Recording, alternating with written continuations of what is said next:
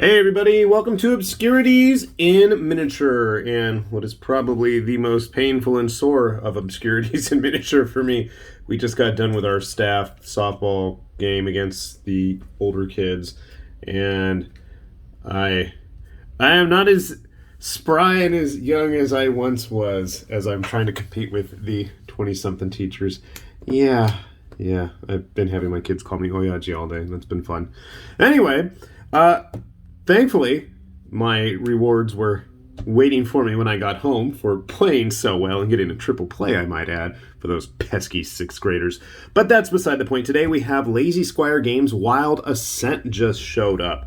And I've been quite curious what this is going to be like, number one, because it looked like an interesting game. I'm always down for a ongoing campaign-style boss battler. But number two, because they had an even more ambitious project in Stormsunder coming after this. So I thought, you know what, I'm really curious to see what this is like before I start dipping my toes even further into games that I'm not sure when I'm going to get around to playing. Plus, when you take a look at the box, it's heavy, by the way, there's just not a whole lot of info on it. Like, you know, some games, they give you like the whole layout of everything that's included, but here we just have a blurb about what it's like. So I know that may not be the most effective way for people to figure out if this is something that they're interested in. So, you know, hey, why not? Every now and then I'll do a board game. I'm down with the board games. I'm hip. I'm young. No, I'm not. Not anymore, High Lord Tamberlane. Alright, so first off, big old fat rulebook. Can we get it out? So we have the arena rulebook, because there are 2 separate modes. And we have a nice layout of the components.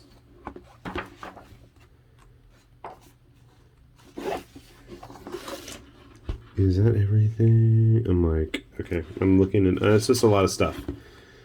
Game board, various modes of play, what everything is, how to do it, equipment, obstacles are kind of cool. Okay. Drafting, interesting. Final setup. Definitely, you can tell there is Archon's influence on this. I'm cool with that. They did do a lot of legwork on the game itself. Keyword glossary in the back. Nice smell. I love the smell of a nicely printed rulebook. And I know that's weird for some people, but certain books just smell nice. And certain things just smell rank, like Kingdom Death boxes. I love Kingdom Death models, but the boxes are stanky. Here we have the Hunt rulebook. Explanation of the Seekers. Same components listed. Explanation of the encampment. Kind of like your... what's it called? Phase. Not the town phase. Well, basically the town phase in Kingdom Death. I can't think of it at the moment. It's been a while since I played. Tiles. Things you can do. Okay, so that's that. And then finally, the campaign book. I'm going to guess we have the same... oh, no, we don't have the same contents. We actually have various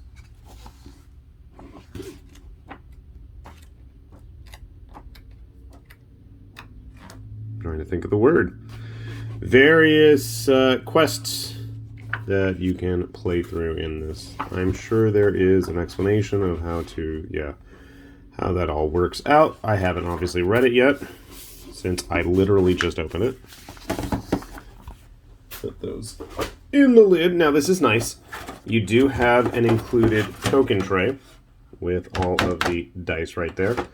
I believe there's also a token tray in the stretch goal box. If you guys want to see the stretch goal box, I can do that later. Just let me know, because I don't have it in the same room with me. Okay, cards. Not as bad as Shadows of Brimstone, Myth, or Kingdom Death, but there's a nice stack. I'll go through those later. I'm not even sure what's what. I'm going to guess this is AI routines for the monsters. I could be wrong. I'm pretty sure they have AI routines. That sounds right. Let's check out the nitty-gritty, though. Here we have this is how you can tell Archon was definitely involved, is they love doing these foam trays. Usually works out really well. Looks like I might have to fix a couple things in there. Underneath the minis, we have what looks to be... Oh, cool. It's all, like, vacuum formed in there. Give me a sec. We'll pop it open here. Let's look at the minis first. Let's get on up in there. So these are unicast models, if you're not familiar with that process. It's a type of resin casting that Archon has really gotten the hang of. Everything is a single piece. There is no gluing involved for the most part, unless, of course, things have snapped off in transit. There is a need for a little bit of cleanup, but that's nothing that a nice, thin, sharp X-Acto knife can't really get in there. I wouldn't worry too much about it if you're not a hardcore hobbyist. There are the mold lines that might be needing to be dealt with. Okay. That's interesting. I'm not sure what's up with that. Oh, he's got little paws or something. I thought it was just like a Venus flytrap thing. You look like you're from Load or Chronicle X. You look really familiar.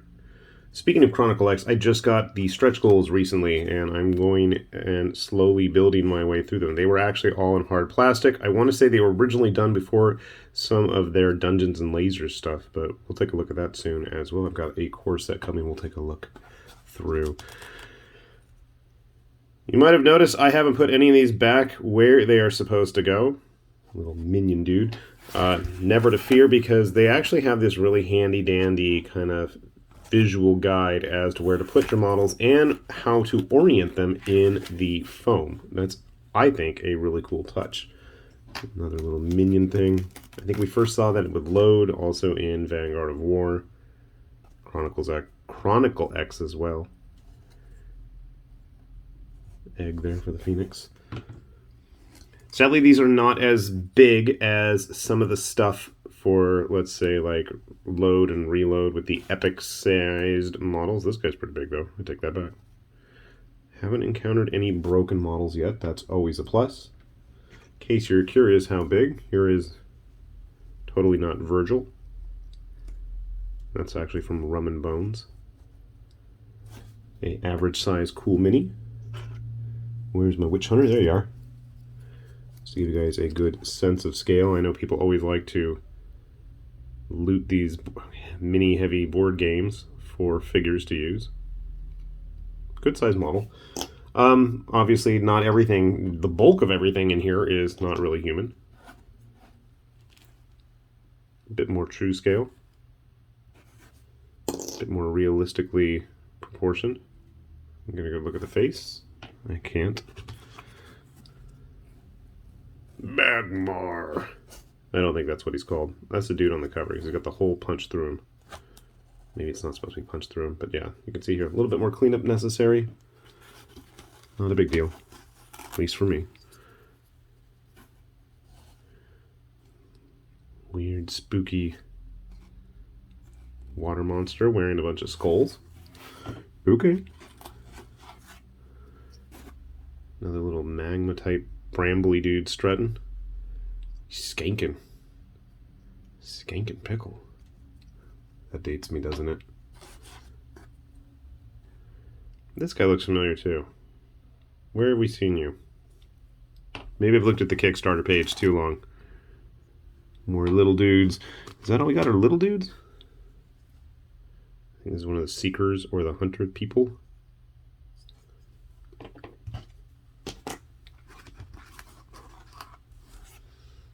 A fighter.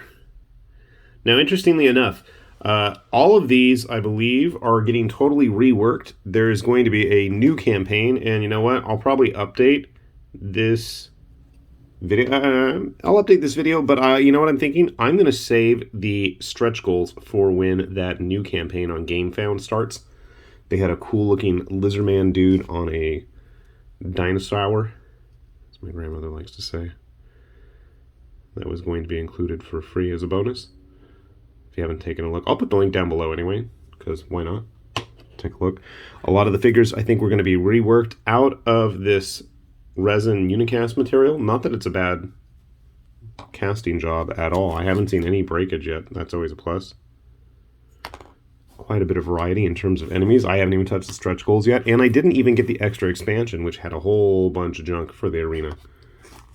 I mean, a whole bunch of extra guys. For once, I let my FOMO stop. Okay. Oh no, we've got a broken model. Oh no. Well, a drop of super glue should do the job. Out you come. Come on. Griffin.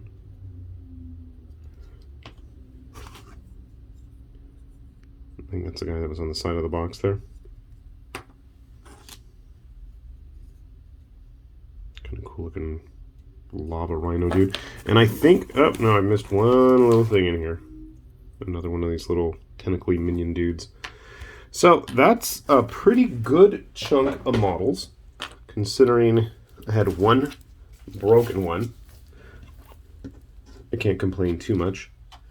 You guys really want to see all the tokens and boards? I don't feel like messing with it. They seem like a pretty, I already opened it. That's been a big criticism of mine, actually, with a lot of Archon's games, where the cardboard components tend to be kind of thin. But I'm happy to see that these are nice and thick. I'm not sure if they've been starting to print this stuff in-house. I believe they might have. I could be wrong. Don't quote me on that one. Nice sized... Oh, 2 boards. This must be the encampment board. Yeah, okay. Why can I not remember the various modes of Kingdom Death right now? Artwork on the board looks nice. So it's a double-sided board. Got the arena on one side and the wilderness on the other.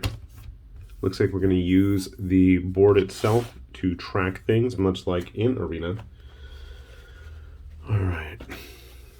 So again, nice, thick components. That was an issue for me with a lot of their earlier games, but the tiles and everything seem pretty cool. Ooh, another Lion Man, yay. So it looks like you can have him as a hero or as a monster. Right? Yeah, it looks like it. I have no idea how to play the game yet, but that's okay. What else we got in here? Lava Fiend. Okay, a lot of cards, a lot of tiles. I do like the obstacles available. I gotta say, I'm really impressed with the quality of the cardboard. I was not happy with some of their earlier games. I thought it was really thin. Some parts were really thin and some parts were really thick. So that bodes well. And I gotta say, for Lazy Squire's first game, I know a lot of people tend to be very hesitant when backing campaigns from brand new companies. But I gotta say, they certainly delivered. I'm definitely going to give the game a good and proper spin this summer, which is right around the corner, if you've been paying attention to my ongoing saga of miniatures and madness. But yeah, anyway. Here's my lion dude. So yeah, we've got a nice mix of minions and baddies to fight. We've got some heroes to contend with them, and everything being out of focus is certainly not helping. Also, bearing in mind the fact that this is just the base set and there is plenty of extra stuff in the stretch goals as well. So like I said, nice little pile of figures. Again, the only real detraction for me, I guess, is I'm so spoiled lately with like Conquest stuff, which tends to be pretty large, but that's not something that, well, I guess could be alleviated by sticking everything on an extra base. And then suddenly, you know, boom, you've got bigger figures, but then you run the issue of not being able to actually use the inserts that are included. And again, big props for also including the token trays in there. I do believe there's one in the stretch goal box as well. I just popped it open to take a look at what was in there. I didn't really delve into it too much. So if you have the base game and the stretch goals, you got a lot of room to organize with, and you have spots for all the cards still in the foam if you want to go that route. So good to see. Definitely an impressive effort from Lazy Squire Games, and I am looking forward to seeing not only what they do with Stormsunder, but also what we have in store for this game when they're doing their reprint, update, upgrade, however you want to call it, on GameFound. So again, I'll put a link for that, hopefully either when it's active or if they already have the preview page still there. I'll try to get that as well, and hopefully you guys like something that you see. With that said, this has been High Lord Tamberlane with Obscurities and Miniatures, saying thanks for watching, and we will see you back here soon. Bye-bye.